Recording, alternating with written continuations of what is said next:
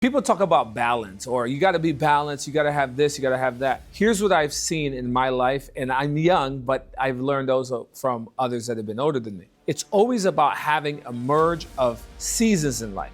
You're going to have seasons where you're focused on one thing, and then you're going to have seasons where you're focused on something else. And that's what over time creates the balance. It's a false narrative to always live a life of balance, because if you always live a life of balance, you'll never be in alignment, because typically God in different seasons will call you to different points of alignment. For example, Jonah. In Jonah's life, God called him to go preach to Nineveh, but he was out of balance, like he was out of whack. Like he was in an extreme, but God used that moment of the extreme to also write a story. That's why we know about the whale. That's why we know about the fishermen that threw, the people on the boat that threw him out, right? That is part of the story. And then he went to another side of the extreme where he went all in. He visited Nineveh, and the whale spit him out to Nineveh.